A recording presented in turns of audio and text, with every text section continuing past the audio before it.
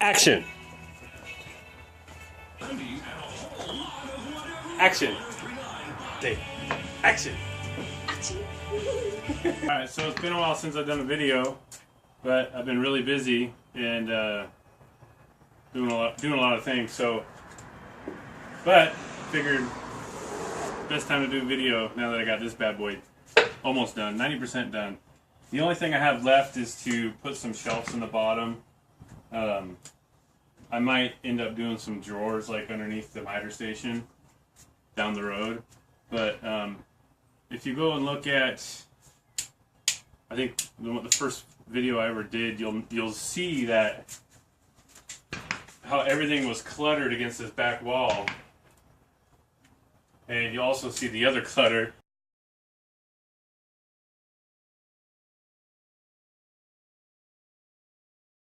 So it looks big, but it really did save me more space in the shop because I have all my tools that I use in one station, and it's mobile. I can move this around. Yeah. So you have to forgive the noise. I live right by a gun range, and you could pop every once in a while, and then busy ass road. What's up, babe? Nothing. You want to come and get on YouTube? No. Are you sure? She's embarrassed. Yeah, almost done. So basically, I got a table saw set in here, and this acts as an extended, outfeed table, and then really just, a bigger table. So I just turned my table saw into a big table saw, which is awesome. I mean, when you go price table saws and look around, the bigger the table, the more it costs. Better brands, of course, have better motors or whatnot, but this is a pretty good table saw for the price. I think it was 125 bucks, so that's not bad at all. I will extend these slots into the wood, so when I build jigs, I have all that space. And then I also made this to where I can pull this table saw out a little bit if I want to use my fence, which I probably never will, because I'll have jigs built for everything: crosscut sleds, miter sleds, whatever sled, whatever. And so anyways, and then I built here a little inset shelf for my miter saw, so that way my whole table will act as a rest or a miter station, if you will.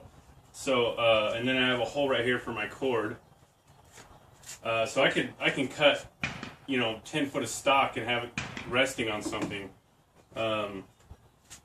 Let's see, and then back here I put my router table in, and it's flush. It's flush with the table, and I put it back there because I don't use it a lot. These are the most tools that I use right here. So if I need to, I can just pull this out.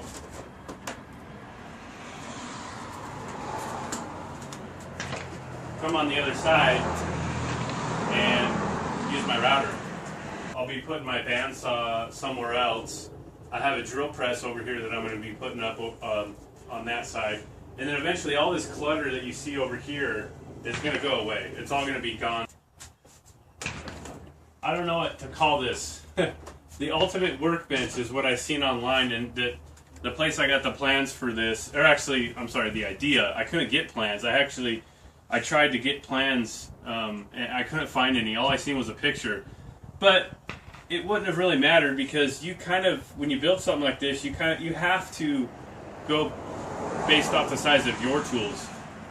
Because if I was to find a set of plans, and let's say the guy had a DeWalt table saw, and he used measurements for that, then I would have been all screwed up.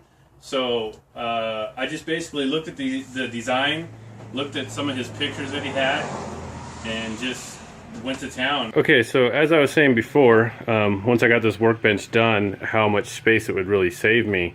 And I was going to kind of do a little tour just to show kind of before and after. I'll try to get a snapshot of the shop the way that it was before I started all this stuff. So here's the bench, and right now I'm just kind of throwing stuff down there. There's no really rhyme or reason for it yet, but that is for storage. So but because I was able to mount my table saw in there, I took the stand for the table saw and put it on my, or put my bandsaw on top, and it's actually the perfect height.